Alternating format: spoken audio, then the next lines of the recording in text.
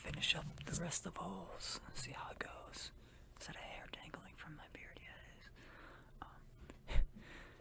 We're gonna finish up. We only got, I think I said, a couple chapters, which are pretty quick. I think we only have like 13 pages or something like that, so.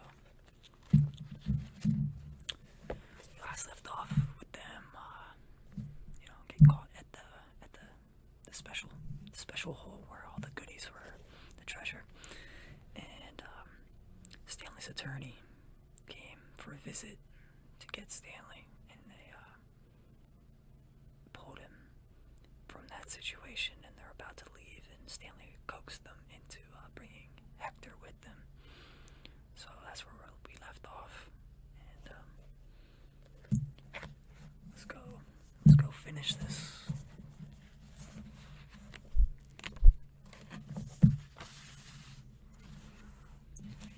Chapter 49. There never used to be yellow-spotted lizards in the town of Green Lake. They didn't come to the area until after the lake dried up, but the townsfolk had heard about the red-eyed monsters living in the desert hills. One afternoon, Sam, the Onion Man, and his donkey, Mary Lou, were returning to his boat, which was anchored just a little offshore. It was late in November, and the peach trees had lost most of their leaves. "Sam," someone called.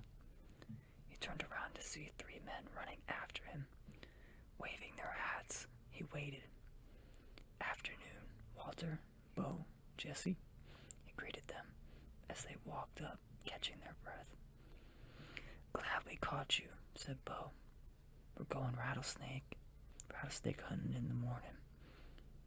"We want to get some of your lizard juice," said Walter. I ain't scared of no rattlesnakes," said Jesse. "But I don't want to come across one of those red-eyed monsters. I seen one once, and that was enough." They knew about the red eyes, of course. I hadn't heard about the big black teeth. "It's the white tongues that get me," said Bo. Sam gave each man 2 bottles of pure onion juice. He told them to drink 1 bottle before going to bed that night, then a half bottle in the morning, and then a half bottle around lunchtime. "You sure this stuff works?" asked Walter. "I tell you what," said Sam, "if it doesn't, you can come back next week and I'll give you your money back." Walter looked around unsure as Bo and Jesse laughed. Then Sam laughed too. Even Mary Lou let out a rare hee-haw. "Just remember," Sam told the men before they left, "it's very important you drink a bottle tonight. You've got to get it into your bloodstream. The lizards don't like onion blood." Stanley and Zero sat at the back seat of Miss Marengo's BMW. The suitcase lay between them. It was locked, and they decided they'd let Stanley's father try to open it in the workshop. "You don't know what's in it, do you?" she asked. "No," said Stanley. "I don't think so." The air conditioning was on, but they drove with the windows open as well because, no offense, but you boys really smell bad. Miss Marengo explained that she was a patent attorney. "I'm helping your father with a new product he's invented. He happened to mention your situation, so I did a little investigating. Clyde Livingston's sneakers were stolen. Sometime before 3:15, I found a young man, Derek Doone, who said that at 3:20, you were in the bathroom fishing your notebook out of the toilet. 2 girls remembered seeing you come out of the boys' restroom carrying a wet notebook." Stanley left. Stanley felt his ears redden. Even after everything he'd been through, the memory still caused him to feel shame. "So you couldn't have stolen them," said Miss Marengo. "He didn't." "I did," said Zero. "You did what?" asked Miss Marengo. I stole the sneakers. The lawyer actually turned around while driving and looked at him. I didn't hear that, she said, and I advise you to make sure I don't hear it again. What did my father invent? Stanley asked. Did he find a way to recycle her sneakers? No, he's still working on that, explained Miss Marengo, but he invented a product that eliminates foot odor. Here, I've got a sample in my briefcase. I wish I had more. You two could bathe in it. She opened her briefcase with one hand and passed a small bottle back to Stanley. It had a fresh and somewhat spicy smell. He handed it to Zero. What's it called? Stanley asked. We haven't come up with a name yet, said Miss Marengo. It smells familiar, said Zero. Peaches, right? Asked Miss Marengo. That's what everyone says. A short while later, both boys fell asleep. Behind them, the sky had turned dark. And for the first time in over 100 years, a drop of rain fell into the empty lake.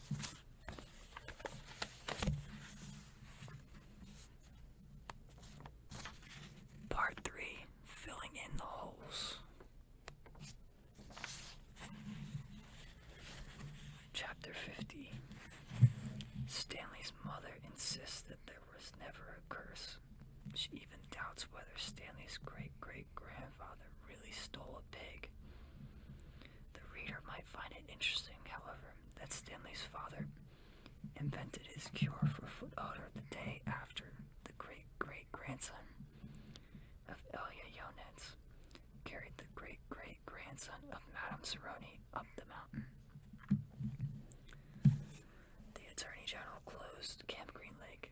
Miss Walker, who was in desperate need of money, had to sell the land, which had been in her family for generations. It was bought by a national organization dedicated to the well-being of young girls. In a few years, Camp Green Lake will become a Girl Scout camp. This is pretty much the end of the story. The reader probably still has some questions, but unfortunately, from here on in, the answers tend to be long and tedious. While Mrs. Bell, Stanley's former math teacher, might want to know the percent change in Stanley's weight, the reader probably cares more about the change in Stanley's character and self-confidence. But those changes are subtle and hard to measure. There is no simple answer. Even the contents of the suitcase turned out to be somewhat tedious. Stanley's father pried it open in his workshop, and at first everyone gasped at the sparkling jewels. Stanley thought he and Hector had become millionaires, but the jewels were of poor quality, with no more than $20,000. Underneath the jewels was a stack of papers that had once belonged to the first Stanley Yonets. These consisted of stock certificates, deeds of trust, and promissory notes. They were hard to read and even more difficult to understand. Miss Marengo's law firm spent more than 2 months going through all the papers. They turned out to be a lot more valuable than the jewels. After legal fees and taxes, Stanley and Zero each received less than $1 million, but not a lot less. It was enough for Stanley to buy his family a new house, with a laboratory in the basement, and for Hector to hire a team of private investigators. But it would be boring to go through all the tedious details of all the changes in their lives. Instead, the reader will be presented with one last scene, which took place almost a year and a half after Stanley and Hector left Camp Green Lake. You have to fill in the holes yourself. There was a small party at the Yonets' house, except for Stanley and Hector. Everyone there was an adult. All kinds of snacks, drinks were set out on the counter, including caviar, champagne, and the fixings to make ice cream sundaes. The Super Bowl was on television, but nobody was really watching. It should be coming on in the next break, Miss Marengo announced. A timeout was called in a football game, and a commercial came on the screen. Everyone stopped talking and watched. The commercial showed a baseball game. Amid a cloud of dust, Clyde Livingston slid into home plate as the catcher caught the ball and tried to tag him out. "Safe," shouted the umpire as he signaled with his arms. The people at Stanley's house cheered as if the run really counted. Clyde Livingston got up and dusted the dirt off his uniform. As he made his way back to the dugout, he spoke to the camera. "Hi, I'm Clyde Livingston, but everybody around here calls me Sweet Feet." "Way to go, Sweet Feet," said another baseball player, slapping his hand. Besides being on the television screen, Clyde Livingston was also sitting on the couch next to Stanley. "But my feet weren't always sweet," the television Clyde Livingston said as he sat down on the dugout bench. "They used to smell so bad that nobody would sit near me in the dugout. They really did stink," said the woman sitting on the couch on the other side of Clyde. She held her nose with the one hand and fanned the air with the other. Clyde shushed her. "Then a teammate told me about sploosh," said the television Clyde. He pulled a can of sploosh out from under the dugout bench and held it up for everyone to see. "I just spray a little on each foot every morning, and now I really do have sweet feet. Plus, I like the tingle." "Sploosh," said a voice, "a treat for your feet, made from all natural ingredients. It neutralizes odor-causing fungi and bacteria, plus you'll like the tingle." Everybody at the party clapped their hands. "He wasn't lying," said the woman who sat next to Clyde. "I couldn't even be in the same room with his socks." The other people at the party laughed. The woman continued, "I'm not joking. It was so bad. You made your point," said Clyde, covering her mouth with his hand. He looked back at Stanley. "Will you do me a favor, Stanley?" Stanley raised and lowered his left shoulder. "I'm going to get more caviar," said Clyde. "Keep your hand over my wife's mouth." He patted Stanley on the shoulder as he rose from the couch. Stanley looked uncertainly at his hand, then at Clyde Livingston's wife. She winked at him. He felt himself blush and turned away toward Hector, who was sitting on the floor in front of an overstuffed chair. A woman sitting on the chair behind Hector was absentmindedly fluffing his hair with her fingers. She wasn't very old, but her skin had a weathered look to it, almost like leather. Her eyes seemed wary, as if she'd seen too many things in her life that she didn't want to see, and when she smiled, her mouth seemed too big for her face.